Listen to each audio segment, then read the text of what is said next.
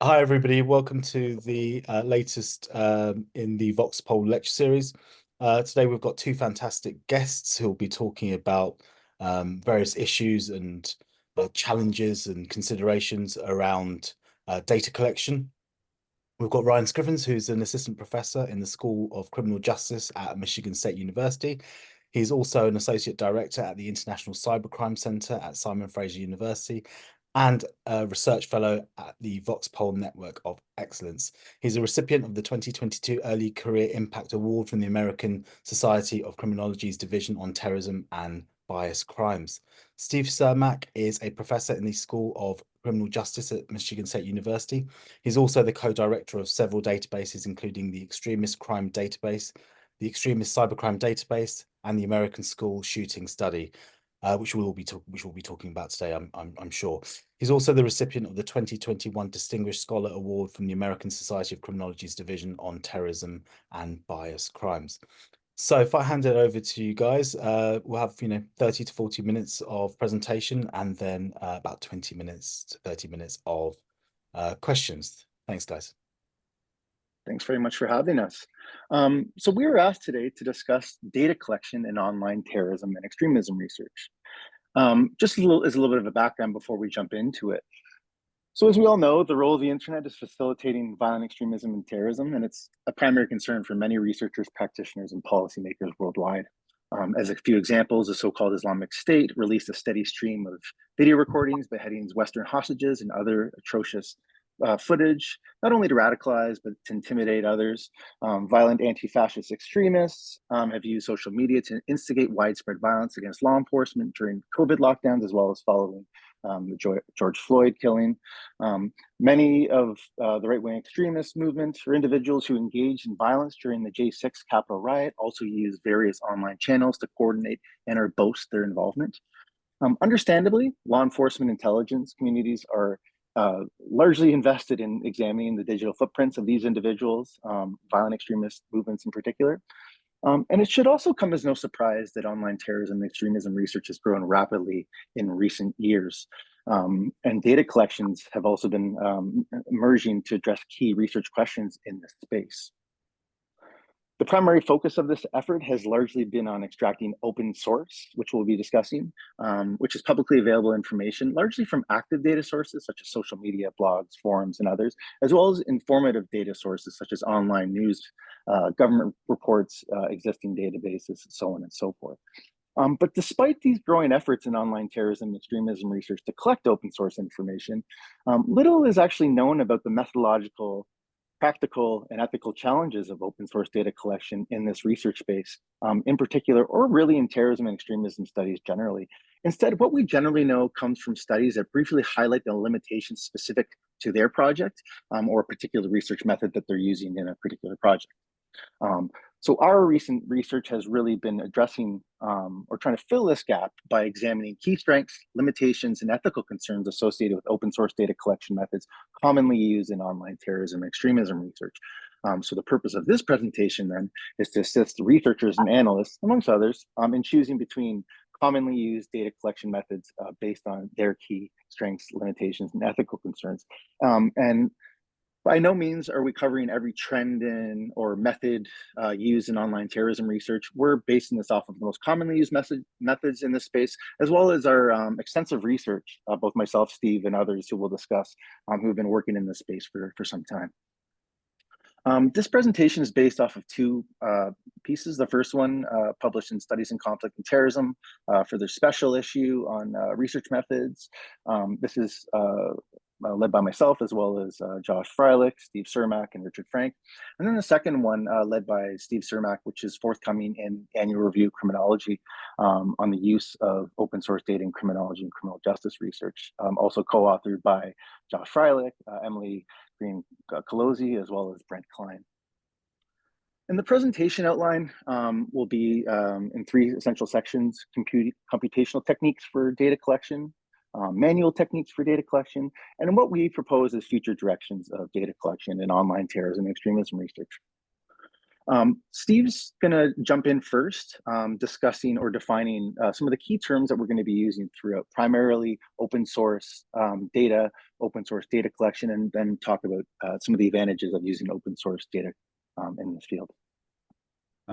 Thank you, Ryan. Yeah, I just want to spend a couple of minutes talking about what we mean when we talk about open source in terms of definitional issues. And it's one of the surprising things, I think, probably from the literature, is that you see this extraordinary growth in the number of articles that have been published and use some type of open source or talk about open source, but a lot of that work doesn't provide a definition, so it's not necessarily clear in terms of what generally a lot of scholars mean when they talk about open source. But what we did in our review was look at those articles that provided a definition and then came up with some common themes. So when people are talking about open source data, there's really not an accepted definition, but most of those definitions where people talk about what they're focused on, they talk about unclassified information, and it's critical that it's tied to what is publicly available in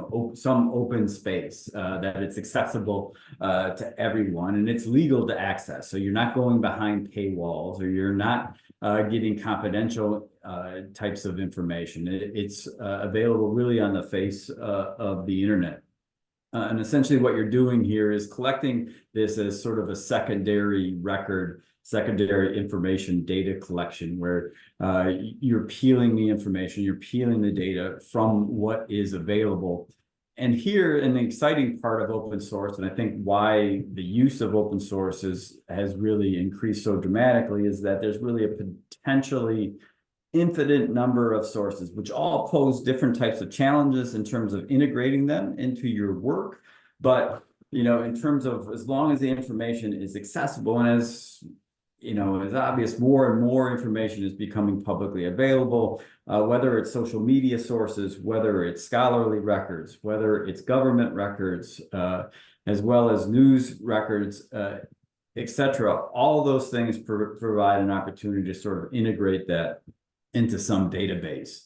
And then, you know, on the next slide, you'll see that we talk about some of the, you know, kind of when we think about what is a collection, is this is like any other data collection effort that you can think of in terms of operationalizing it in practice, is that really what you want to do is add methodological rigor to that process, right? And we see this where you're really talking about a systematic process of identifying events that sort of fit your inclusion criteria, accumulating information about those, whatever sources that you are going to pull into the database, and use that information to code information and code variables about those particular types of events that you're focused on. And then you sort of present it in sort of a more workable quantitative database or qualitative database to answer whatever research questions are of interest. So we talk about advantages of open source and why we've seen this extraordinary growth in the open source. Some estimates are, you know, there's 120 now in research journals, 120 different open source journals that have been made available. And, you know, one of the values of it, or one of the advantages of using open source, is that it does allow us to overcome data challenges, because not only do you have this extraordinary access to an extraordinary amount of information, but it allows us, and it has allowed us to study problems in a new way. And so you see this a lot of times in the study of rare events, things like mass shootings, school shootings, terrorism events that don't happen frequently, and in many places don't have information that is publicly available, right, in some centralized source. That is, in the United States, for example, if we were going to do a study on crime-related statistics, right, there's a variety of different sources that one could access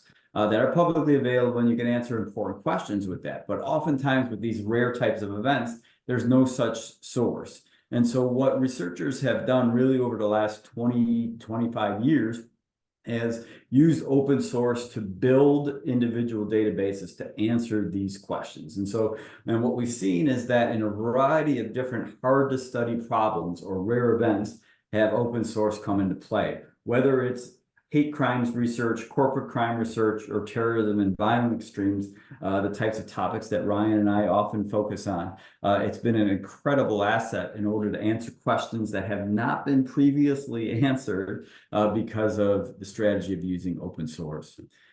There's some other advantages that we sort of wanted to just highlight.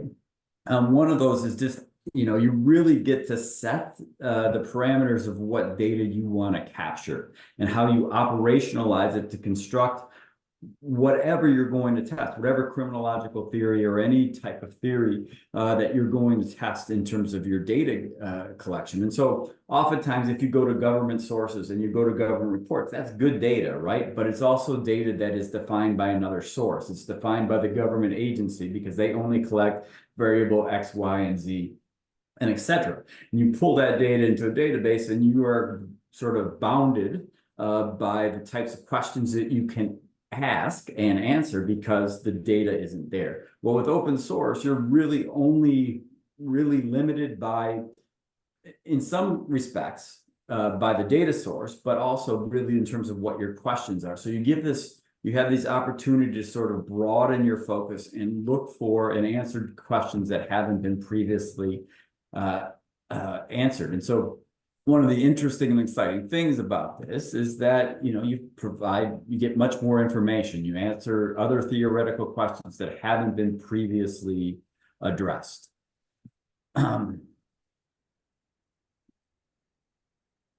Again, as I mentioned, this is really one of those methodological techniques that allows you to really, and has allowed researchers to provide some pretty deep insights about what, that are difficult to access populations, to supplement other types of methodologies that might be used, and really the ability to collect as much information and types of information, and to do it in a comparative way, provide this opportunity to answer questions that haven't been previously asked.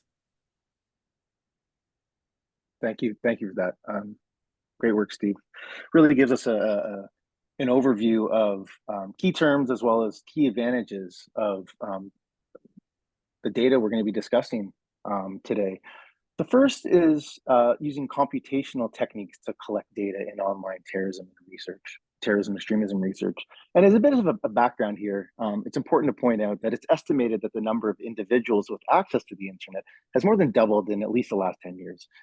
As just an example, from more than 2.4 billion users as of 2012, and then all the way up to 5.4 billion in 2022.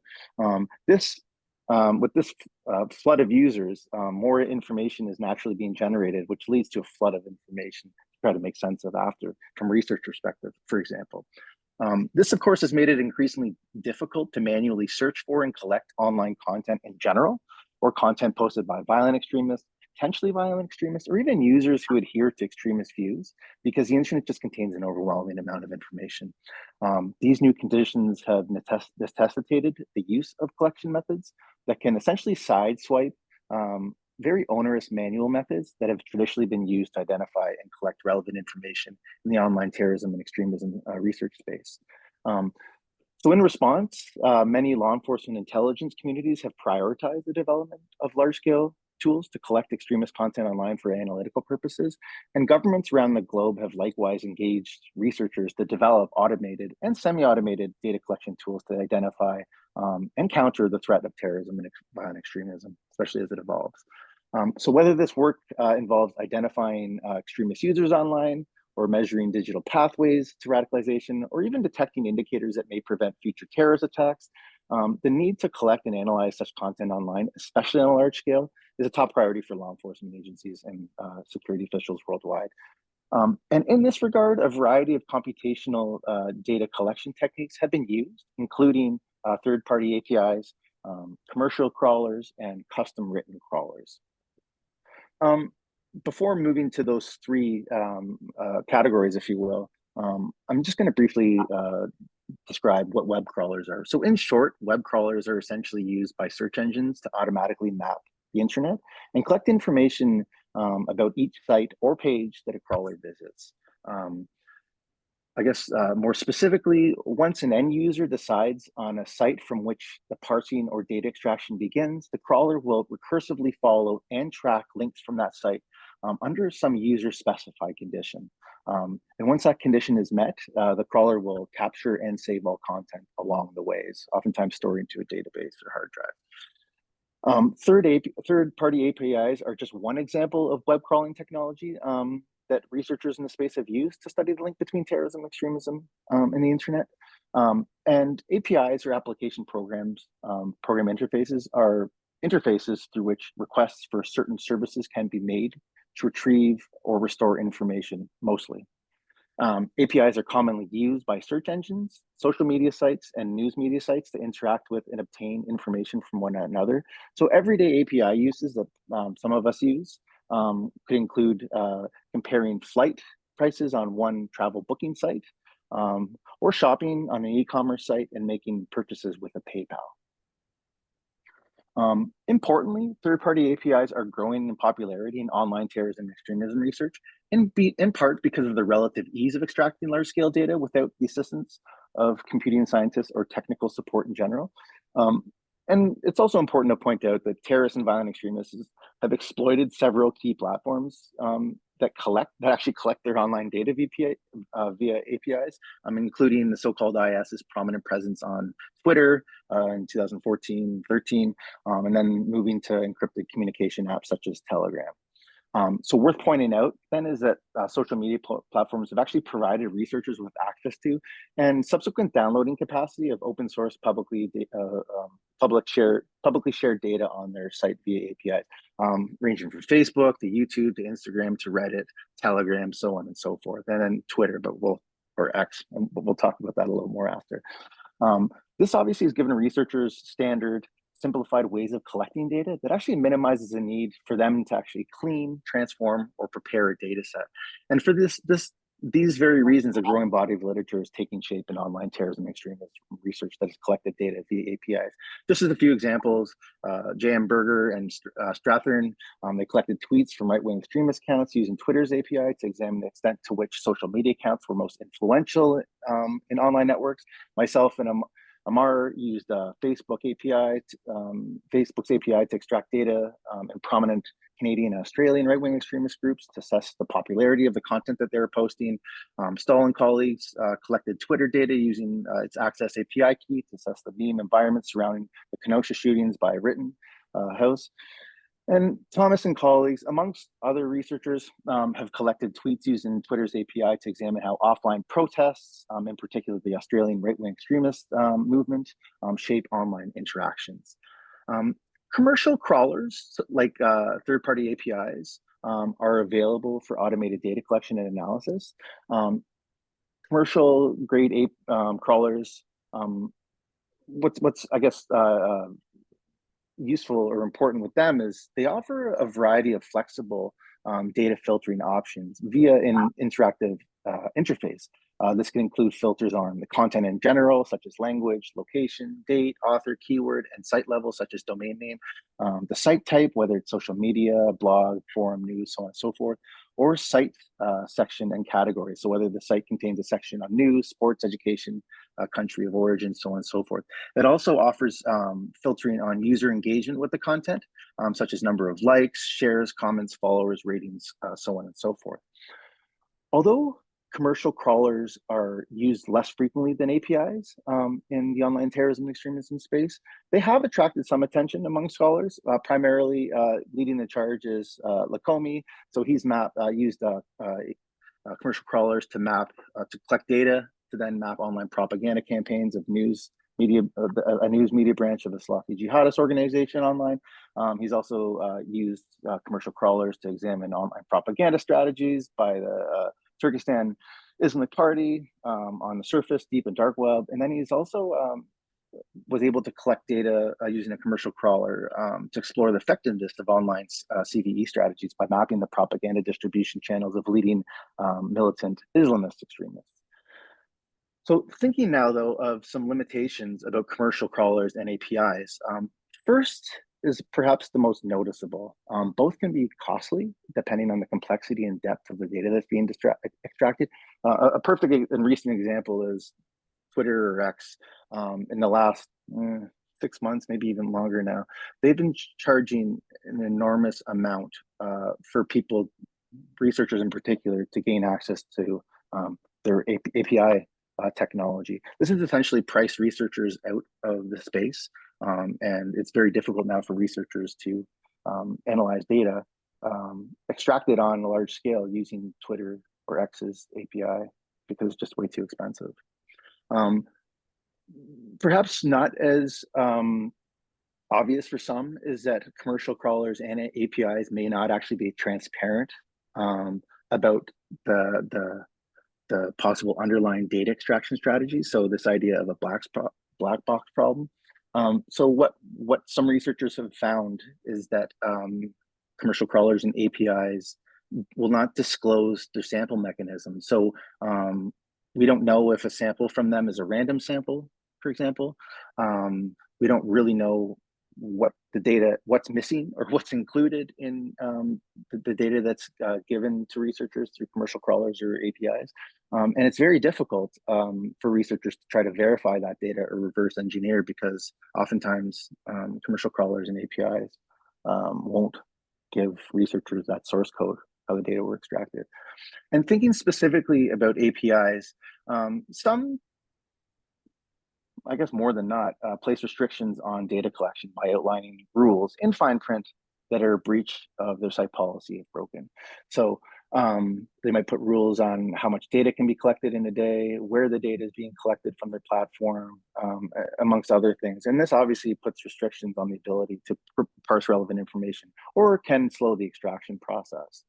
When we think about ethical concerns now about commercial crawlers and APIs, there are certainly concerns about researchers lurking in online extremist spaces for data collection purposes, not only for commercial crawlers and APIs, but for customized web crawlers, as individuals who the data is being parsed from didn't essentially give permission or informed consent to have their data extracted. This, as many of you probably know, is an ethical concern outlined in the EU's General Data Protection Regulation, legal framework on collection, handling, and storage of identifiable personal data. And as a result of this, some universities, not so much in the US and in Canada and North America, but more so in the UK and Europe, their research ethics boards at their universities have been concerned about whether researchers need to obtain consent from the data creator, and or whether such content is actually consent is needed, similar to researchers who would go on the streets and have to obtain consent to in offline research settings to conduct research with them. In response, researchers in online terrorism, extremism research, and researchers in general have mostly turned to the public-private distinction, noting that it's unnecessary to obtain consent without data creators' permission if the content is from an open online setting. So the idea here is that they're posting, for example, in a public domain, an open access space. So there shouldn't be expectation of privacy, unlike password protected spaces or accounts. Many researchers in this regard have also waived informed consent and argued that their data collection practices are actually beyond the scope of the GDPR, because the anticipated benefits of their research outweigh the potential risks associated with their research. But regardless of your stance on informed consent, as but one precaution to protect sensitive personal data collected online, researchers in online terrorism, extremism research, and others have typically taken steps to protect subject privacy. This includes anonymizing individual outputs and avoiding analysis of identifiable information, both of which fall beyond the scope of the GDPR. Lastly is custom written crawlers. So while some in online terrorism extremism researchers have used standard off-the-shelf web crawler tools available online for a fee, whether it's with APIs or commercial crawlers, it's become more common, especially since I've been working in the space for over 10 years now. And 10 years ago, custom web crawlers weren't super popular. They're becoming a lot more popular now. Especially to collect high volumes of information online. And this is because there's a variety of programming languages that are are quite easy to use, including Python, R, JavaScript, Ruby, PHP, and certainly others. Several terrorism and extremism researchers, centers, networks, labs, think tanks, and certainly others have been involved in this growing endeavor with custom web crawlers, including the Dark Web Project, Haishin Chen at the University of Arizona, the Swedish Defense Research Agency at the time, of course, VOX-Pol, ISD, ICSR, and ourselves at the International CyberCrime Research Center. This popularity is largely a result of custom written web crawlers and crawlers in general being able to collect large volumes of data in a time efficient manner, which has certainly benefited us as researchers in online terrorism and extremism work. And this is because scholars can, what Moore Conaway would say is upscale data collection analysis to essentially keep up with the evolving nature of terrorists and extremist use of the internet. But there's certainly some limitations to custom written crawlers. One being it's actually difficult to guide the crawler process because it essentially doesn't know what is going to be collected, and it essentially requires specific parameters. Otherwise, hypothetically, it will crawl the whole internet. To overcome this, though, a targeted approach is needed. It does require some front-end work, like you essentially have to set the parameters for extraction, but it is beneficial in collecting information that's relevant and manageable at the analysis phase. Nonetheless, some webmasters actually put rate limiting techniques in place to protect sites from large-scale scraping, which, if detected, can result in a user or IP that is scraping that data to be blocked or blacklisted from that site.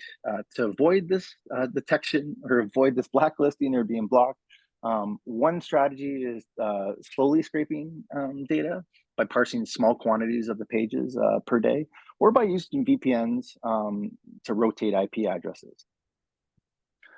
But nevertheless, once the data are collected, the resulting information using custom written web crawlers are often disorganized and require substantial data cleaning, which can be time consuming, or it can need manual programming, which requires a level of expertise. Software for this, which can be expensive, is needed to format and archive large volumes of information. And these indeed are challenges for most researchers working in online terrorism extremism space.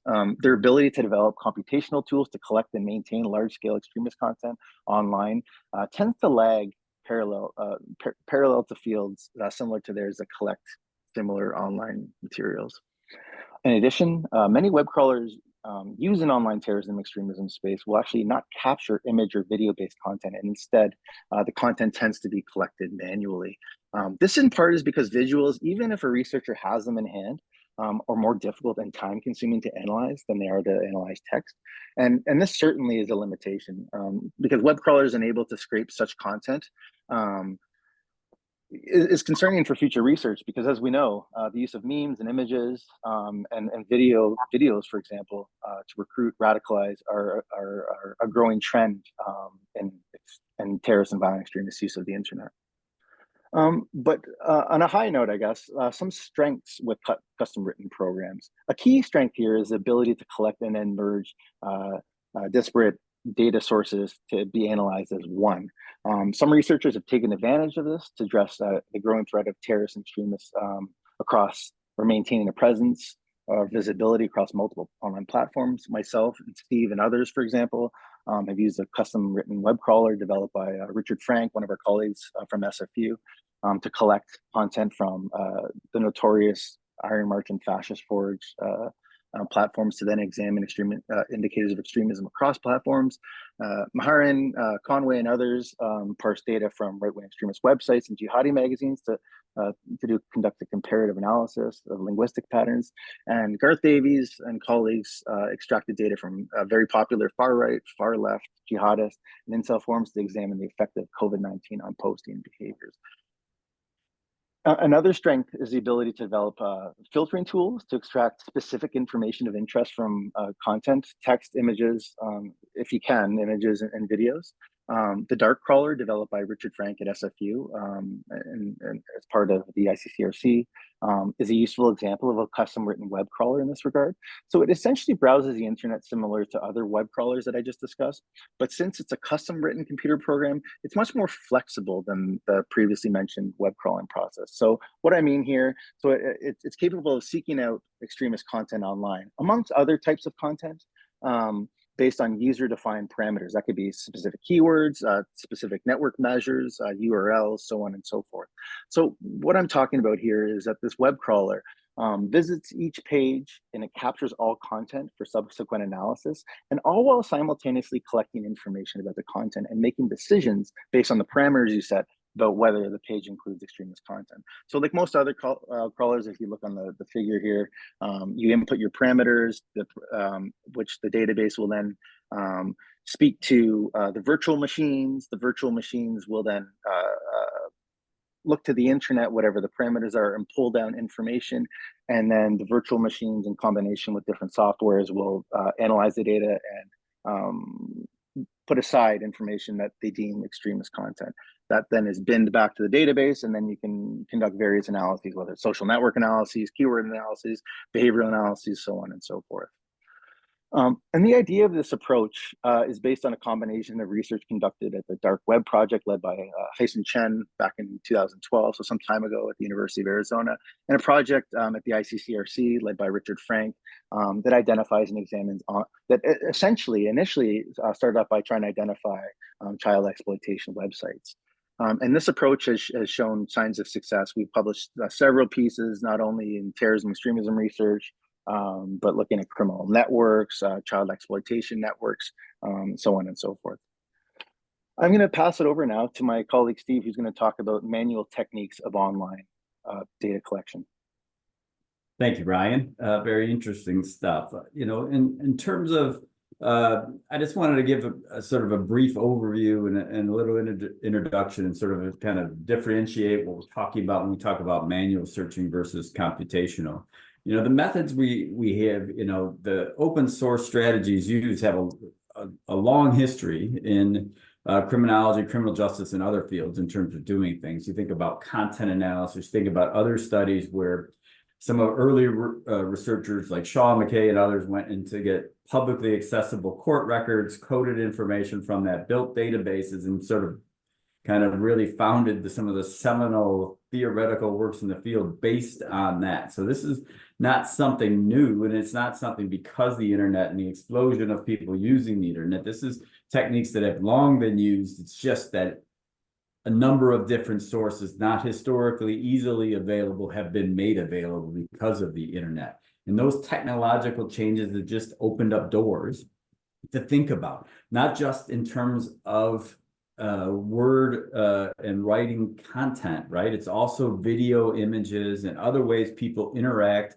in the cyber universe as all potential data sources where you can sort of say, how can we examine that in a way to answer questions that we haven't answered before? And so, you know, the strategy, I mean, of the use of open source, we just have seen an extraordinary growth in the use of them. And so you have databases in a number of different countries, multiple databases in many countries, all offering, you know, sort of insights into questions about the characteristics of a variety of different events, but also the characteristics of individuals who are targeted, individual characteristics of perpetrators, criminal justice processes, as well as other things.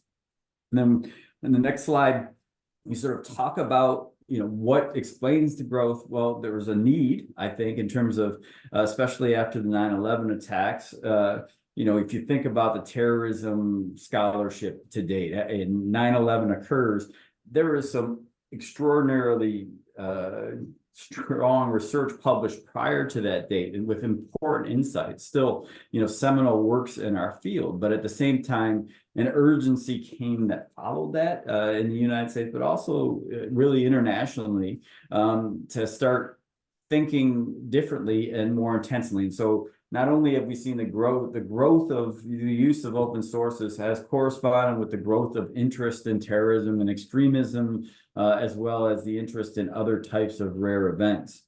But the funding has helped certainly in terms of providing, because especially with manual techniques, but any research study, it's extraordinarily human focused and extraordinarily time consuming and resource expensive in order to build these databases, maintain these databases, and keep them up to date. Consider like one of our databases, the Extremist Crime Database, which is an ongoing data collection that includes domestic extremist events in the United States since 1990. Well, every year there's new events to add, but at the same time, there's also events to retrospectively look to think about the coding. That is when an individual who's in the database may get out of prison, or something in their life changes, or more information becomes available about that particular incident or about that particular individual. It impacts how the case was initially coded. And so that all requires resources. It requires research assistance to sort of look through that, make sense of that information, and decide whether or not it should be included in the database or not.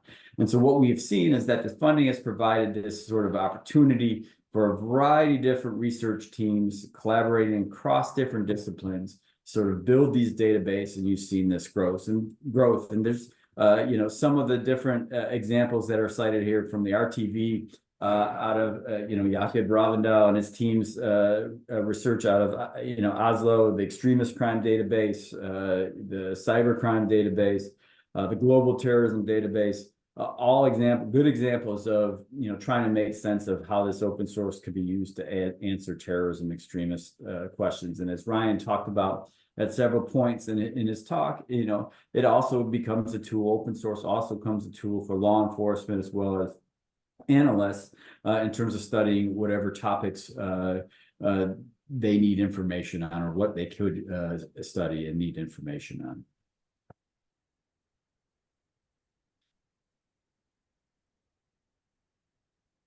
So we've talked about most of these issues in terms of the impact of technology and the growth of open sources. But one issue that is challenging, particularly challenging with open sources, is where you have some information about a particular case, but you have inconsistencies in that data. And so trying to make sense of that and develop a sort of a methodological way to systematically evaluate the information that you have, so that what you have is reliably collected and used to answer the questions that you want to answer.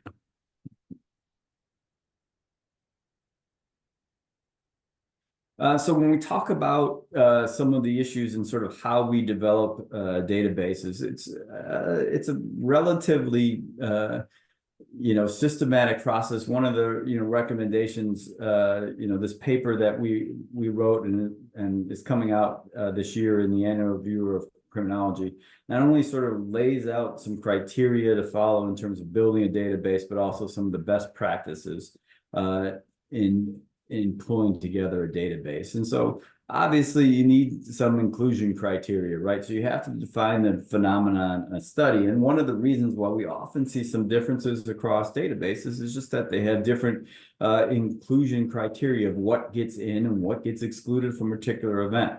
An area of research that has grown dramatically in the last 20 years is the study of mass murder, mass shootings, among other things. But researchers who are in that space have to make some pretty important decisions about what gets included and what is a mass shooting, right? And so some researchers, for example, use that an event has to have at least 4 fatal victims in order to be included in the database.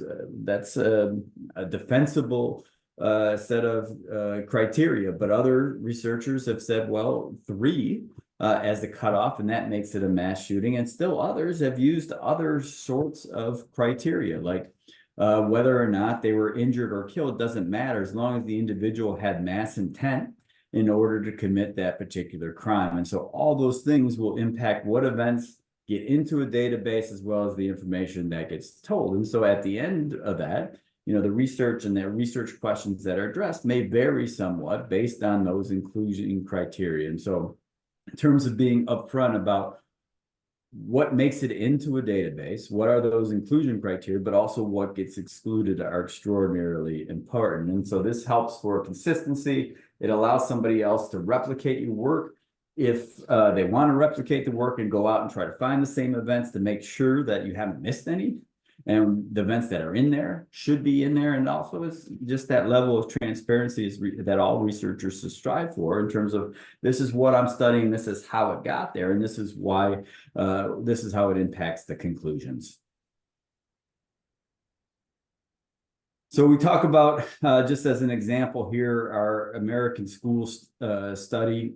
This is, again, the interest in school violence and the growth of school shootings and concerns about the growth of school shootings. And so we received funding from the National Institute of Justice to build a database that includes every single school shooting that has occurred in the United States since 1990. And you can see, sort of in terms of defining the phenomenon, what sort of drives our decision-making. So an event had to occur after 1990.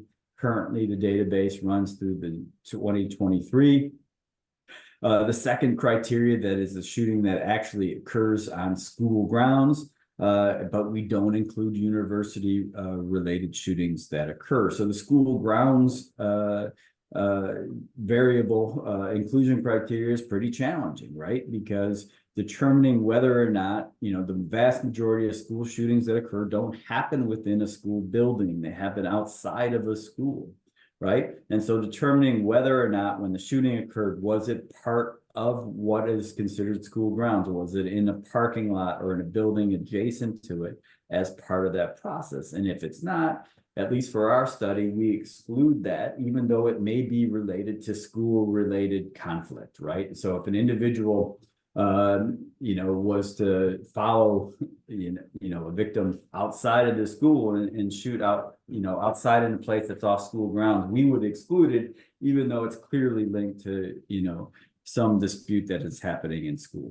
Those other criteria, as you can see, this is a school shooting database, and so it would have to involve a firearms in a school within the United States where at least one person was either injured or killed, and includes a variety of different types of events, whether or not they're accidental or suicides, or obviously mass shootings that occur in schools, events involving adults where somebody comes onto a school and commits a domestic homicide, and other things, but what the database doesn't include is plots or threats to the school, which again are significant, are important areas to study, but it's not included in this particular database. So I talked a little bit about some of the, the complexity and some of the challenges of getting the K through 12 grounds. Look, that varies by location, right? I live in Michigan, and most of the schools are on large amount of land acreage, right? So the school's in the middle, but there's also playgrounds, there's also green space. That's all part of that. So any shooting, at least in this database, that happens at any time of the day was to happen on those school grounds, whether or not it's related to the school would be in the database, right? But if you go to other cities, urban cities, for example, they tend not to have as much green space. They don't have as much area around the school. And often many schools, when you leave the school, you are off school grounds. They're just part of an urban, part of the urban geography, right? And so there's some difference there. And so that's why when we do analysis, we look and comparatively look at, well, are there differences when it's a rural/suburban school versus an urban school, from a variety of different, what events get in, what events get excluded, right? And so all of these things, they make, one of the challenges clear about open sources is that these are often complex cases that really require refining and really being able to pinpoint where the event occurred. Once it happens off school property, outside the inside of the school, it really takes really careful analysis to make sure that it should be in the database.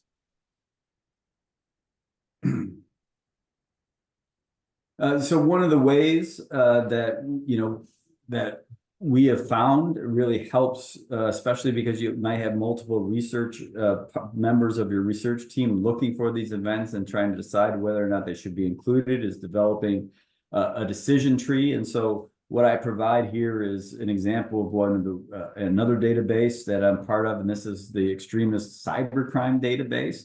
And so you get, again, I'm not going to go through the finite parts of it, and maybe a little bit difficult to read from the slide, just because of the font is relatively small. But as you can see, really, this is just this helps the researcher decide whether or not a particular event should be part of the database. And so this particular database starts in 1998. So you can see that's the starting point. If it happened before, obviously that's an event that gets excluded.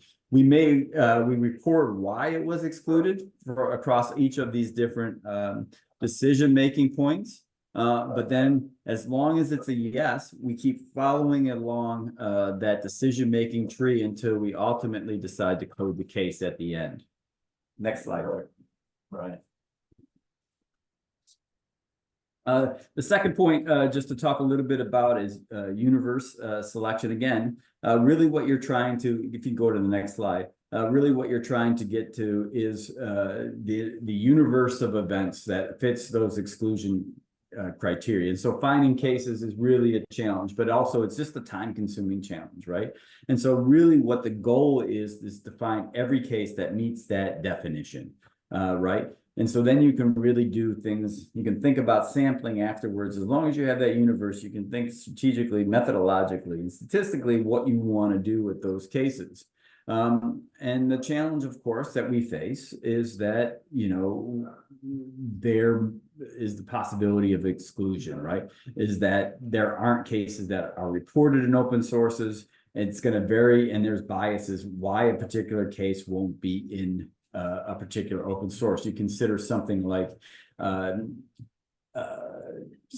homicide, right? Most people assume that all homicides would be in the news, right? But research doesn't bear that out. Only 5 or 6 out of 10 homicides will actually make the news, right? And so you can see already you have this real concern about how do you manage that in terms of not being accessed. There is some portion of cases that you may not be able to identify, and you're also going to have, because of that, you're going to have a variety of information about every case. It's not going to be a standard set of data. You may have literally thousands and thousands of pages about a particular case because it was particularly newsworthy, became part of the public culture. There's discussions about it. There's books written about it. The perpetrator may have written a manifesto, and you have this in-depth understanding of what happened in that particular case compared to another homicide that makes it into the database, but you're only able to find 1 or 2 or 3 sources about it.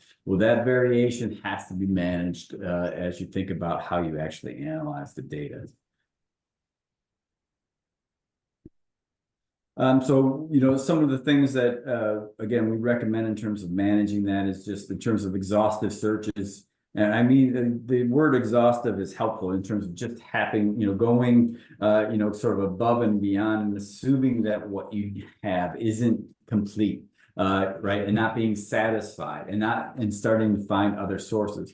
And it's amazing what you end up finding, right? You start looking in government records, you start looking in academic books, you start looking at journalist books, you start looking through news media, you start looking at internet sources, and then you have these different listings of particular events that you find, right? And different connections, and you have cases mentioned within another cases, and then you go out and you snowball, like you're snowball sampling from one case to another to find those other cases. And then what you can do then is evaluate how well you've done at getting to the universe. And one way to do that is we call it catchment-recatchment analysis, where each source that you find that may try to include follow the same set of criteria, making sure that you're not adding new cases over time, so that you've gotten to the point where you've had all the cases.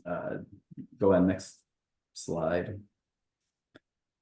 So just a couple of other things. One is credibility assessments. If you can just go to the next slide, Ryan. In terms of, you know, thinking about, again, here's a really important thing, I think, more than anything else in terms of use of open source. Like every other type of methodology we use, right? Whether it's survey, whether it's interviews, whether it's an analysis of government records, it's just, to be fair, to be open about the strengths and weaknesses of that data, right? And so one way that we do it is to be sure to talk about the sources, both in terms of what sources are used, where we come to various characteristics of variables, but also the number. So we count the number of sources about a particular case and what we have about it, but also the types of sources. How many news sources do we have? How many court records do we have? How many police records do we have? What do we use from social media? All those things are indicators that tell you a little bit about how reliable and how good the information that you have about a particular case. And so whatever analysis you do with the entire database, to be confident with your findings in terms of what you're concluding, is perhaps you can do a subset analysis of just the cases with the highest reliability of both source documents as well as credible source documents. These are just some examples of two of the databases that I'm involved in, where we do a variety of different, we've done a variety of different things to make sure that what gets in there is as reliable as possible. So the risk and protector factor database, which is an extremist database that sort of is an offshoot from the extremist crime database. So we include a reliability score that includes, for every case, that includes a number of sources, as well as they're weighted based on the credibility of the particular information on that case. And so again, you have this opportunity to do sub-analysis with the data based on the credibility of the information.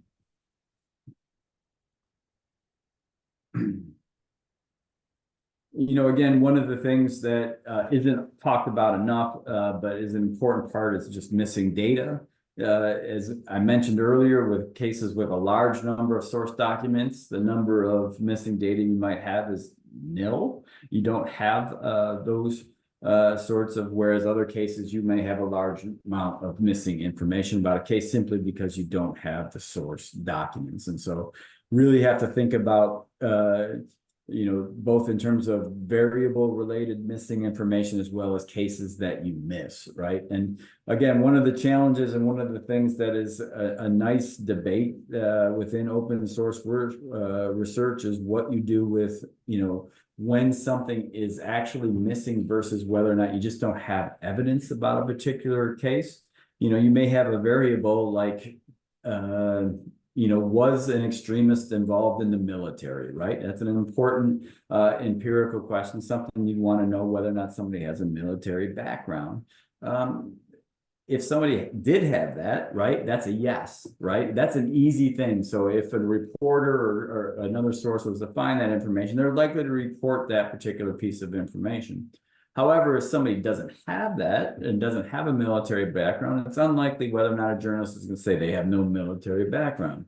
Well, so does that mean, is that information missing if it's never mentioned, or is it absence of evidence? And how do you handle that in terms of analysis? And so sometimes in terms of one solution, when you have an absence of missing, you can include it as no or no response, right?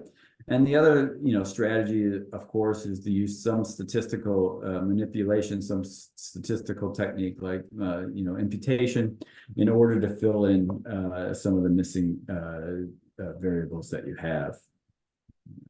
Next slide. Just wanted to talk briefly about some of the ethical concerns. I mean, again, just because the information is open, you're still, we of course both have human subjects concerns, ethical concerns about the use of these data. So just to go back in time a little bit, the Belmont report oftentimes, is cited, created by the National Commission for the Protection of Human Subjects in '79, really outlines some of the principles that, all research should follow, both respect for persons, often talked about as autonomy, minimizing harm, maximizing benefits, managing those things, benefits, and then treating everyone equally as a justice prong. And so open source, if you go to the next slide, Ryan, open source, this manual searching for open source documents where you're not interacting with individuals, right? Where consent isn't an issue per se, because it is all publicly available. really rarely raises concern about justice and autonomy, but it does again still have this concern about harm versus benefits and how this information gets publicly made. Just because it is publicly accessible, right? You are taking a large pool of data, compiling into a database, which again takes some effort in order to do. And so, like most sorts, in terms of the protection of the individual in open source, it's really important that is one, you only use data that is publicly available. You also de-identify the data. There's not reason to provide names and talk about stories and names, but also really discussing findings in the category, because then the individual, over time, their life changes, those sorts of things. It doesn't cause harm. That's not likely to cause harm to the individual. All right. Thank you very much, Steve. That was excellent. So trying to put everything together now, offering future directions in data collection and online terrorism research. So we're hoping that it's apparent at this point that it's increasingly common for online terrorism extremism research to draw from and or develop a variety of data collection techniques to conduct the research. It's worth pointing out that each technique has its strengths, limitations, and ethical concerns to consider. What we conclude in some of our work is that customized web crawlers are by far the most common method of collecting open source online extremist data, followed by manual creation of databases, including a lot of the work that Steve and Josh have done, as well as other folks like Joe Whitaker and Paul Gill. But here, generally, researchers argue that large-scale collection is impractical via a manual approach, and hence why we tend to be seeing computers collecting data in our field. But regardless of what your data collection preference is, we propose several suggestions for improving online terrorism extremism data collection efforts based on methods that we've described in this presentation. The first is combining data extraction techniques. The second is integrating traditional methods. The third is data accessibility for researchers. And the last is triangulating data. So the first, combining techniques. Combining data extraction techniques in online terrorism research, such as blending manual and automated data collection techniques or linking commercial crawlers with other data extraction tools, will certainly advance research in our space. These combinations, although relatively rare, have shown signs of success, in part because a technical background is not required for data collection, and because researchers can draw from the previously discussed strengths of each data extraction technique. Most notably, combining techniques can help better understand what's captured and what's missing using different strategies and identify areas where adjustments in the process should be made. In addition, combining techniques can help address challenging aspects of data collection in contemporary online terrorism extremism research, such as identifying and then collecting image and video-based content from online sharing apps, for example, which we don't know a lot about, or encrypted communication apps, which again, we still don't know a lot about, or gaming platforms, which we're starting to learn more about. And here, just one strategy is that the content, the users or networks, amongst other things, could be manually identified, and then data extracted could be extracted using computational techniques. The second is traditional methods. So future data collection efforts would certainly benefit from integrating traditional methods, such as in-depth interviews or surveys, with computational methods to address key research questions with policy implications. As an example, some of the work that I've done with Steve, Josh Freilich, Richard Frank, Wally Wazowski, Garth Davies, and certainly others. So what we did was we used a customized web crawler to extract online content from a sample of violent and non-violent right-wing extremists who were identified by a former violent extremist during an in-depth interview that I conducted with them. This put us in a really unique position to identify which online users engage in violent extremism offline, to then explore an array of their online behaviors compared to their non-violent counterpart. Such an open source data set like the one we have containing offline violent behaviors is certainly rare, not only in our space, but in general, as most drawing from open source data simply do not have access to ground truth. This is the main limitation of open source data, as Steve pointed out in general, and not only in terrorism extremism research. And this is because developing a high level of confidence in the accuracy of secondhand information is challenging without firsthand collection or knowledge of such data. Third is data accessibility, something that many of you have probably heard many times. The short is that researchers should make archives of extremist content online accessible for other researchers. Access to data in online terrorism extremism research remains a challenge for many, especially junior and early career scholars who just may not have the resources or skill sets or networks to be able to get access to data. And this is in spite of various calls from researchers that were made by Moore Conway, for example, in 2017, so some time ago, to make online content more widely available for research purposes. And surprisingly, to date, only a small number of individuals has contributed to this initiative, at least openly, including the Dark Web project by Hyson Chen, years ago collected and made available content from 28 plus jihadi forums comprising of over 13 million messages. Richard Frank's Darkcrawler database contains over 11 million messages from Stormfront, over 8 million posts from containing Islamic content or Islamist content specifically, and over 49 million posts from 11 right-wing extremist subreddits, amongst other data. And then more recently is the repository and extremist aligned documents read that was recently developed by the ICSR. It's a database comprising of far-right, ideologically motivated extremist documents and primary sources. And this is currently available for research use. But not only are these exceptional databases few and far between, they have not been widely used by researchers, perhaps because they're just not known compared to widely used databases as the GTD. But regardless, providing researchers with access to non-traditional data sources, especially open source intelligence and social media data, will undoubtedly transform the future understanding of violent extremism and terrorism in general, and online terrorism and extremism in particular. And lastly is this idea of data triangulation. So those working in online terrorism and extremism should triangulate data across databases and across data sets. Taking a lead in this respect are, for example, colleagues Tom Holt, Josh Freilich, Steve Cermak, and Gary Lafree in 2018. They triangulated data between the ECPB and the PIRUS databases, and they tested whether various criminological theories accounted for on and offline pathways to hate and extremist violence. And doing so essentially provided them with multiple observational points to explore similarities and differences between offenders' background, attitudes, and behaviors, amongst other things. Equally valuable in this regard will be for researchers to merge databases with databases that include extremist online content. This could, as an example, this could include the Dark Web project and the TDC database to develop a central database where various online platforms that are known to be used by violent extremists and terrorists could be made available in one space. And this would place researchers undoubtedly in a better position to explore key research questions in online terrorism extremism research. Thank you.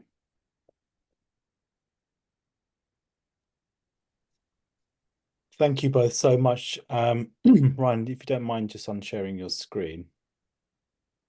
Thank you so much, both. That was really fascinating and interesting and really valuable and thorough exploration of our data collection strategies, techniques, and some of the kind of core issues and considerations we need around them. Just on one of your final points, actually, we're putting a little plug in. We're putting together a database at VOX-Pol.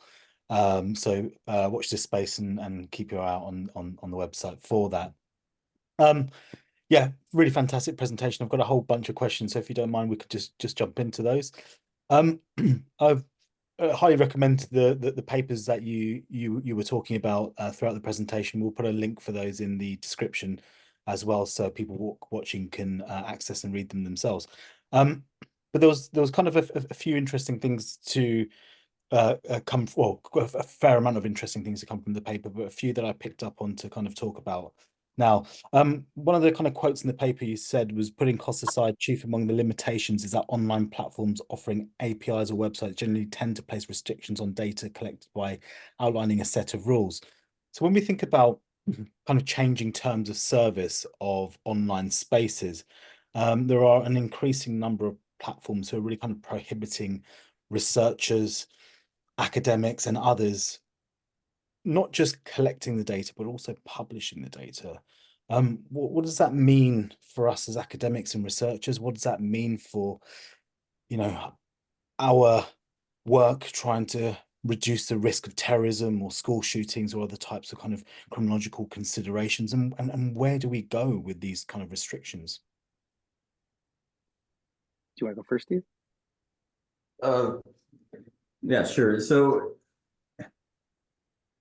well, again, there's a couple restrictions I think that we're concerned about, right? Or we're talking about here. One is getting access, again, where do we draw the line in terms of what's publicly available and what could be used, and then what and how that information. I mean, the changing, like in Ryan's space and others who use the computational techniques in terms of getting access to that, all of the guardrails that's put on that data and now adding cost to that data has and will significantly impact the space, which is unfortunate, right?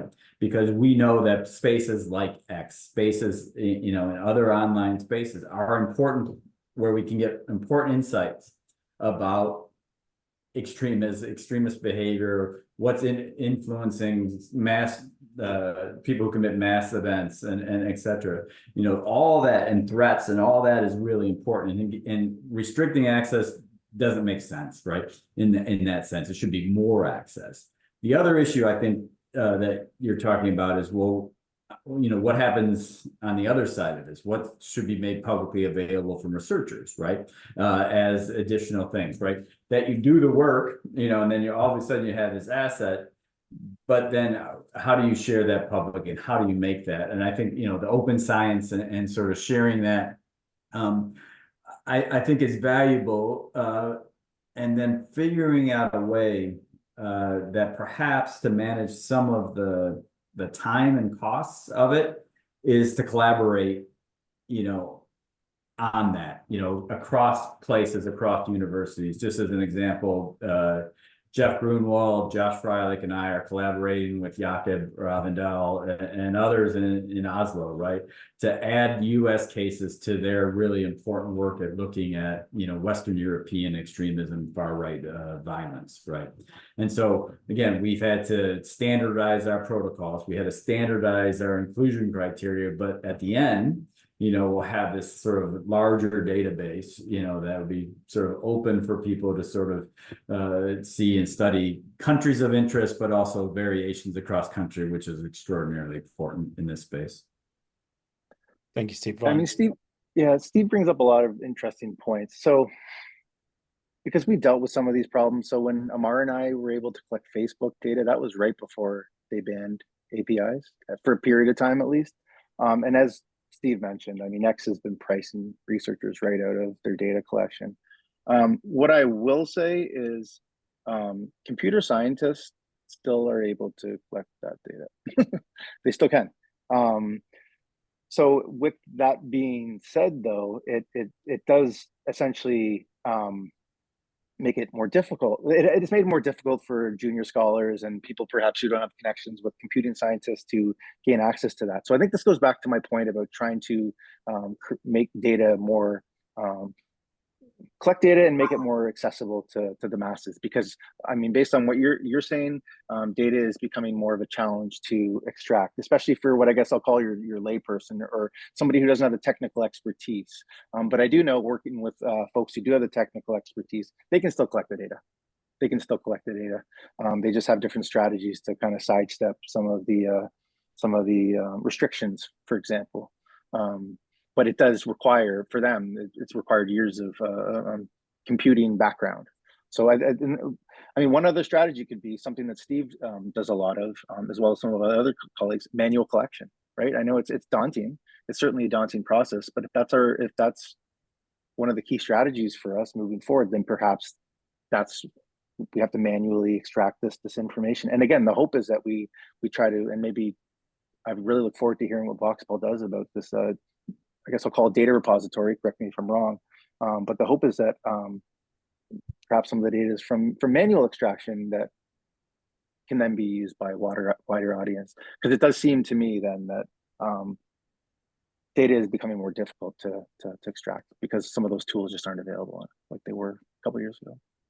Absolutely, thank you both, and I completely agree with what you're saying. I suppose one of the other challenges is if we're able to collect that data, some online sites, particularly gaming platforms, within their terms of service are almost threatening legal action for the reproduction of data. So if we're reproducing that data in journal articles, books, research papers, then university ethics commissions, ethics committees, university legal teams are getting quite concerned about what legal ramifications could be present if we then reproduce that data. I know there have been some people who have kind of taken the risk and published the data regardless.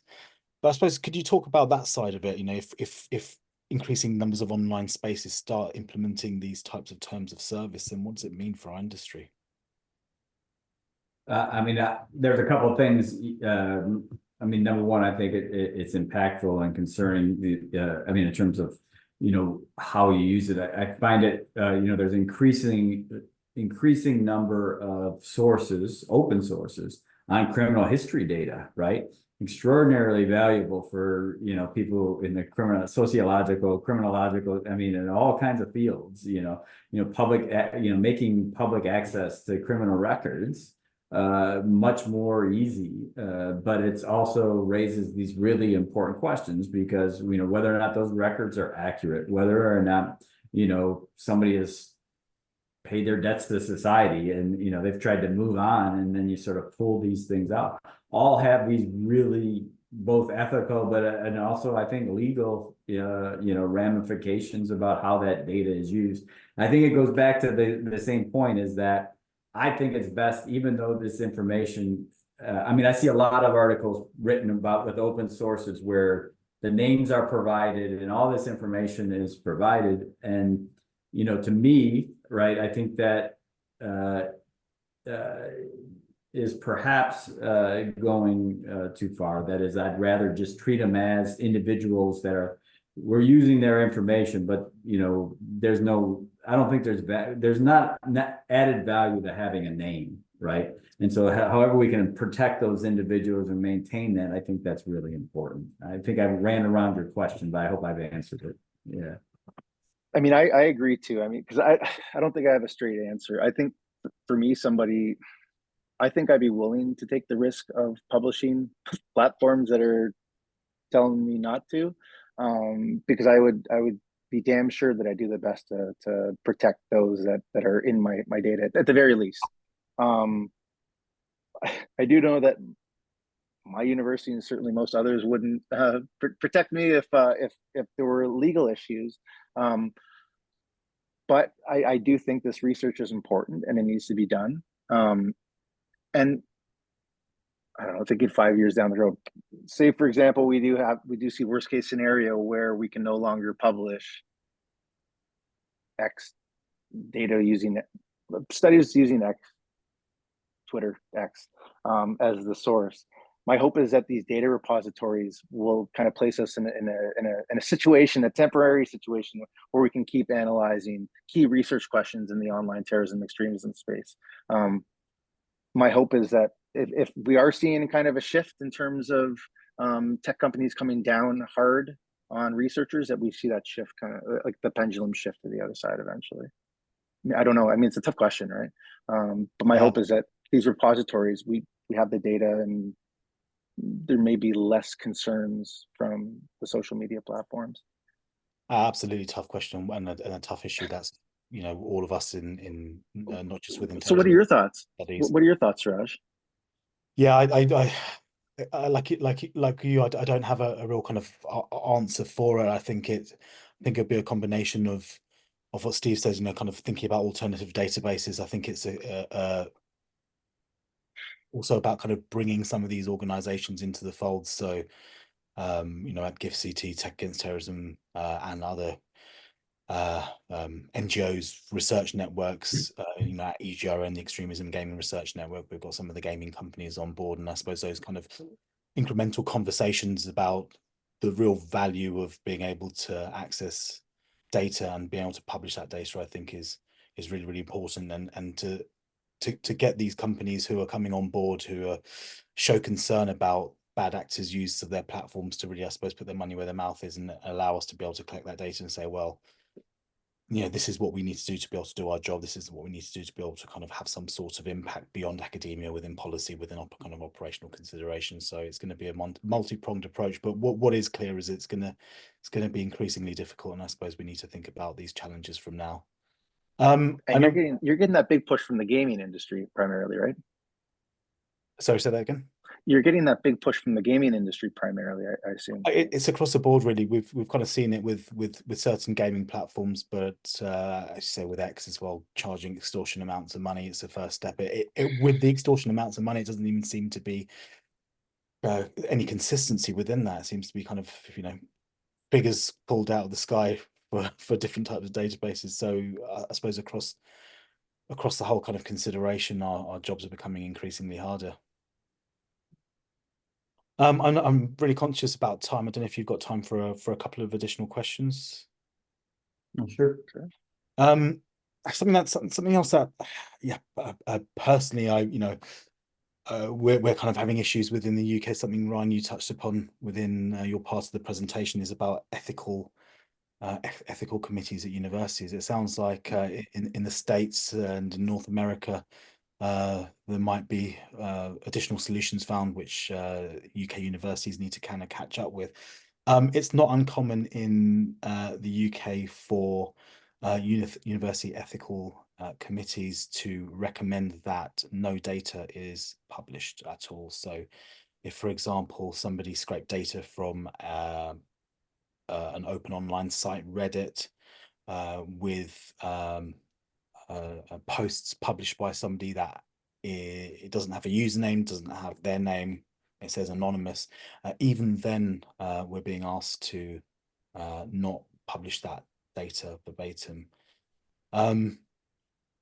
It seems like ethics committees are becoming increasingly concerned and worried about, legal, not just legal comeback, but also the kind of the protection of those we're collecting data from. And I know you've talked about that a little bit in your presentation. What are your kind of thoughts on that? Do you agree that actually we should be anonymizing all data or not publishing all data, even if it comes from an anonymous source? Or something quite nice that I picked up in your papers was about thinking about the kind of greater good here.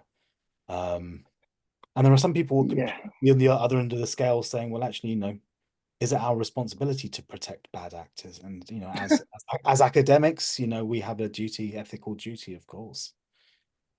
Any thoughts? Steve, do you want to jump in there first? On that?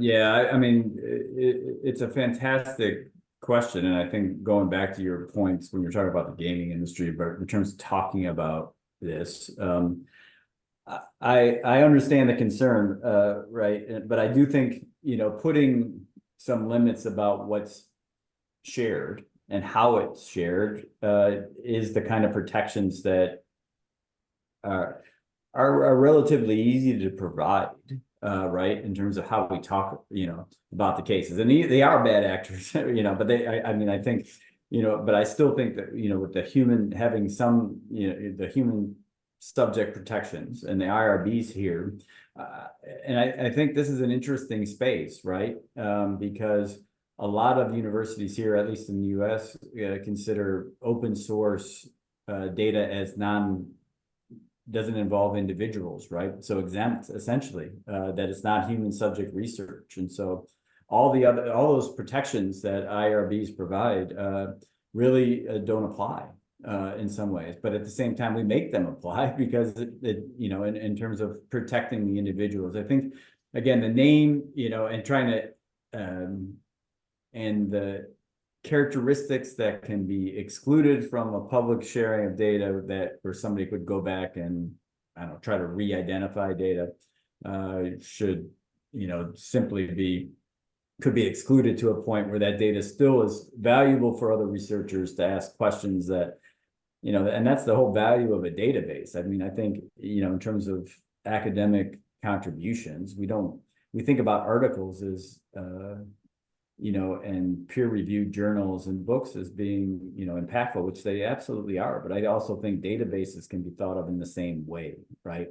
because we certainly, if we can sort of bind together in terms of, generating these extraordinary resources for people to ask, certainly my data, people who ask questions and answer questions with my data that I haven't thought about, and sadly, but for good for them, right? And I just assume, give them the opportunity to do that, because that's where we start gaining insights to really what the bigger goal, I think, is really to have policy relevant research that does some good, and deal with these really difficult social problems that we haven't quite done a very good job of dealing with to date.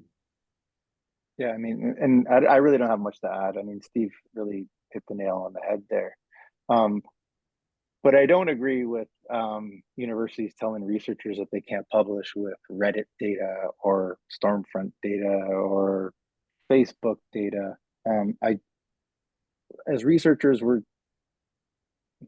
paid to do research and to uncover,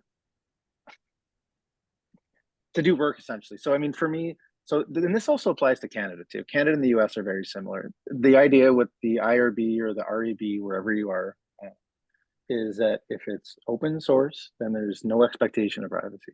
There's just not. In Canada, for example, I dealt with several REB boards, and what I came to realize is they don't even want you to submit an application to the research ethics board there if you're doing open source data analysis. At MSU here, it depends on who you ask. Some of my students have submitted applications just to make sure that they're safe. And the IRBs here, who are quite stringent, they're tough to work with. They came back to us right away and said open access, no expectation of privacy. So I mean, that's what I believe. But I think as a researcher, we should do our due diligence and do our very best to ensure the privacy of those who we're studying. I'm not about naming and shaming. I don't think it's helpful in this regard. I like your point that you mentioned, that something that we brought up in the paper, and I briefly mentioned it in this presentation. I do think that the research that we are doing outweighs the benefits of doing this research outweigh the risks for those who we're conducting research on, especially if we're doing our best to de-identify all information related to them. But for those working in the UK, and some of my colleagues are in the UK, and I've done some work with them and other places, one way to get around this is make sure the data is collected in Canada or housed in the US. And then, shouldn't be saying this, but I guess I assume it would be different though if you're funded by, in like a European the publishing of that data as well, that there are restrictions on. So it's regardless of where it's collected. If you're an really, yeah, absolutely. And this is because that used to be the rule. As long as the data were collected and archived and stored in a country like Canada or the US, it was okay in the UK and the European context. I guess they've really come down even harder. Yeah, and I think it depends. I think that is the case at some institutions, but it really depends. We've got our own independent ethical committees, and a lot of them don't understand the area. And when you kind of mention the term terrorism and extremism, already they're kind of a little bit cautious about this area of research, primarily for the kind of legal and ethical ramifications. So they kind of err on the side of caution, but it's really an issue. And from colleagues I've spoken to across the UK, there seems to be quite varied approach to data collection and the production of that data as well. So not only are we facing the challenges with kind of online spaces restricting our access, also we need to kind of overcome challenges internally within our own institutions about how can we actually collect and publish that data as well. I'm a little bit conscious of time. I'm going to throw one quick question in there, and that's the buzzword, and I'm the kind of hot topic at the moment. And I'm kind of guessing you're going to know what I'm going to ask now. AI. Have you considered the use, or do you use the use of artificial intelligence within data collection and data analysis as well? And Would you see So the yeah. case of kind of the pros and cons of this type of approach, or is it inevitable? Is this something we all need to start thinking about from now? Steve, do you want to go first? Sure. I mean, I'll jump in. It's probably inevitable. I mean, I just see it leaking in the spaces, and in terms of how it's being used by agencies, et cetera. I see there's some value for my approach, in terms of sort of automating my human. It would speed up. It would could bring efficiency to the process of manual data collection, extraordinary efficiency, right? In terms of being, training, a computer to do what a human does by cases wouldn't take much time, and then being able to code literally. I mean, some of our cases have 500,000 pages of documents, right? And so we have to have a research assistant to take 40 to 60 hours to code a single case, right? It's not sustainable in the sense of if financially or anything else. And so I think the short answer to your question is like I don't know, but at the same time I think it's inevitable that but in this space, but also just its impact on academia and impact on all the other spaces is a train that's going down the tracks. And I think, again, like anything, trying to figure out what value, what strengths, what weaknesses it has, how you use it, being transparent about its use, and why it was used is the better approach than saying yes or no, we should improve it. So it's a good question. As I work in the space for a little while around machine learning, I mean, AI is machine learning, or it's like, I think machine learning is an arm of AI, or might be the other way around. Either way, they're integrated. They've been integrated for a long time, so it's been there for a while. But AI and machine learning both have the same problem. And I've done a little bit of work on this.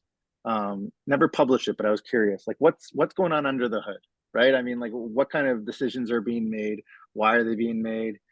With certain machine learning tools, it's a little bit easier to parse those out. But I know for a fact, and so we hosted a workshop a couple weeks ago. One of our colleagues, Matteo Vergani, gave a talk on mixed methods, and he started to use Chat GPT to parse data, just not for publications, but just to see how it works. And what he's finding is it is helpful, but again, you really don't know how it's collecting data, right? And when you do quality checks, it's okay, it's not great.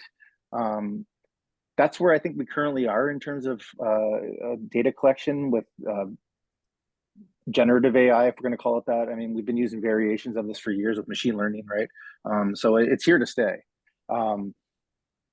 I mean, the argument generally is that as AI continues to, the more time it's out there and the more data it has to collect, the idea is that it's going to get better at collecting data, better at classifying, that kind of thing. So, I mean, that's one way to think of it.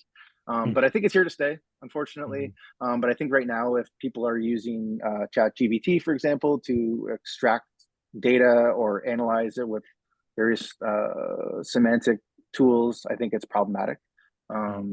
Because it's not, you just don't know how it does it, right? I mean, it's this idea of garbage in, garbage out. Yeah. And something Steve, you mentioned is something I think is really, really important as well. Is the human aspect of it.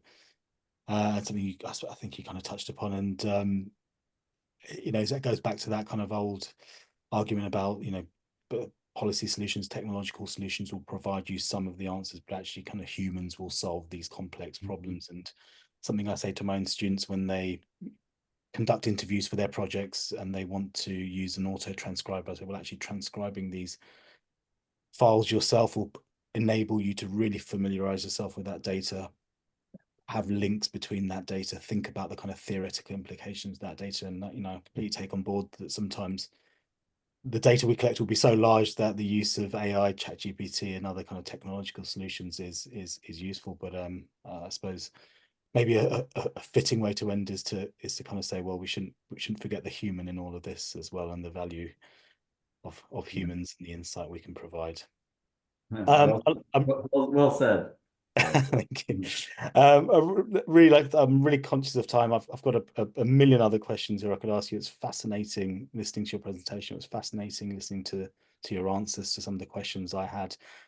For everybody watching, definitely check out Ryan Scriven and Steve Cermak's work. I've read a fair amount of it, and it is really, really worthwhile having a look across the kind of plethora of publications they have between them. And I'd like to thank you both, Ryan and Steve, for a really fascinating presentation and talk. Well, thanks for having us. We appreciate it. Yeah. Great being here with you.